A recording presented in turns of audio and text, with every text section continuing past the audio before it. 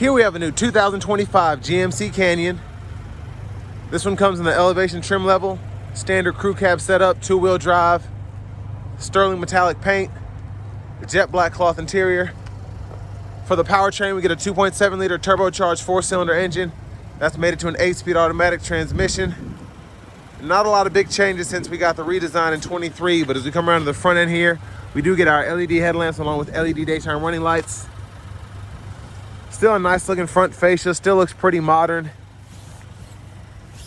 Coming around to these wheels, they're gonna be 18-inch aluminum.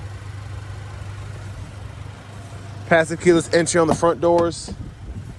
Power door lock controls. We get express down on all 4 windows, so that we have one touch up and down on the driver's side as well. Power mirror controls, blind spot monitors in the side mirrors there. Trailer brake controller, hood release. We get a manual tilt steering wheel. And then here's our 6-way manual driver's seat. But I want to give a big thanks to Chevrolet Buick GMC of Murfreesboro for allowing me to review this Canyon today. I'll leave a link below in the description. If you're looking to find the best price on something closer to home, click on that second link down below. It takes a minute to fill out your information. I'll make sure the local dealers are fighting to get you the best price on whatever new vehicle you might be interested in. But USB-C port here, AC vents, seat back pocket on that passenger side. Now, I'm always curious about these vehicles because they're really not cheap, but I just feel like a lot of corners get cut, particularly on these more base model pickup trucks. So the steering wheel doesn't have telescope, which kind of got on my nerves, and you only have the seat back pocket on the passenger side. A lot of the stuff people don't really use, but still, it's nice to have it if you do. We do get rear park assist, which is nice. There's a spare tire. And then this one does have the spray-on bed liner. It snowed recently, that's why there's ice in here.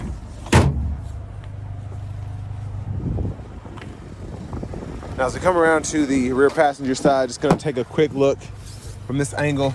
And again, you can also tilt the seat up there. And then you have your anchors right here for the car seat.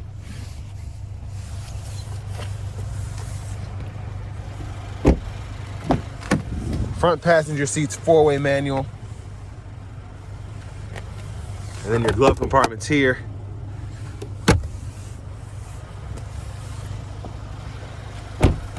And then you can pause anywhere you need to take a quick look at the window sticker. Just gonna scroll through it.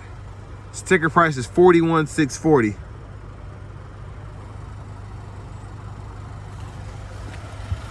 But let's come back around to the front, take a look in the engine bay.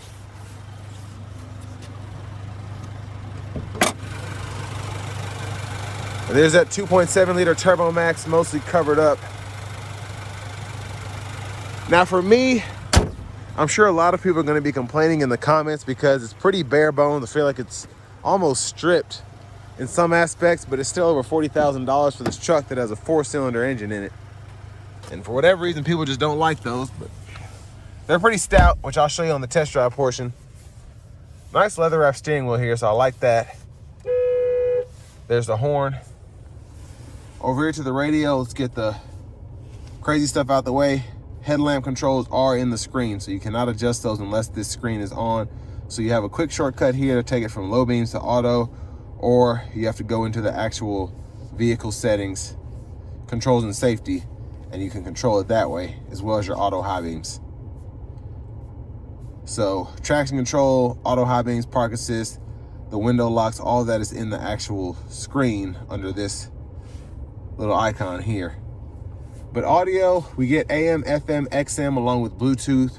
We get the Google News, Google Podcast. This is an 11.3-inch Google Assistant screen, so we also have Google Maps capability as well, but you do have to have a subscription for that.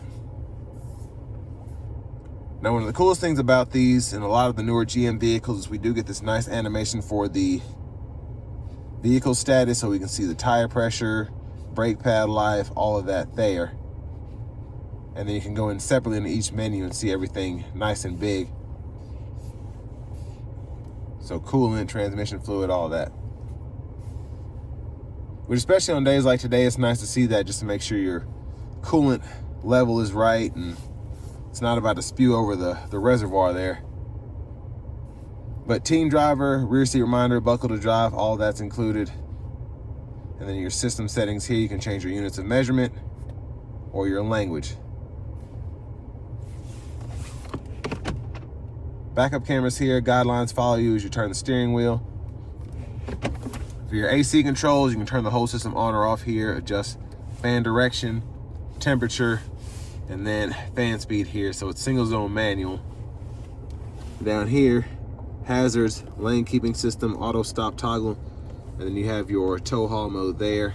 And you have an aux input there if you want to run a light bar or whatever.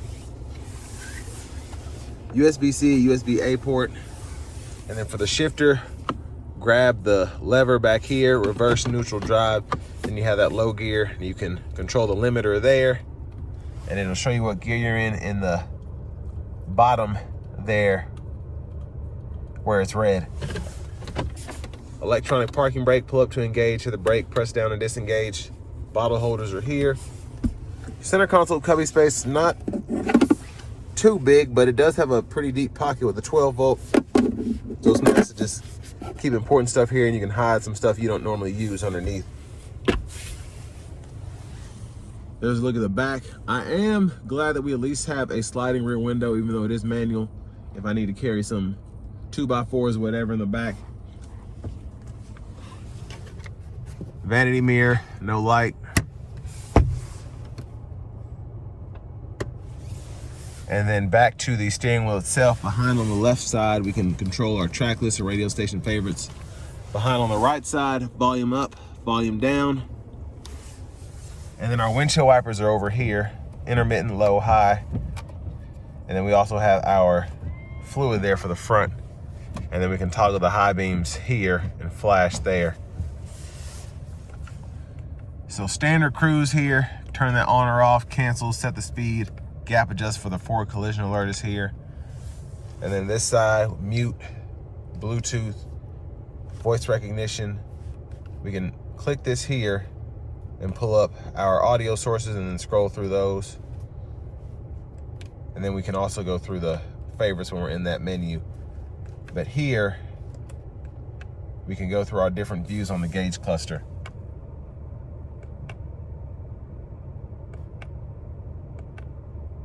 So I think it's 5 different views we can go through. So I like all the setups there. You can kind of find something for everybody. Push button starts here. And finally, here's our key fob.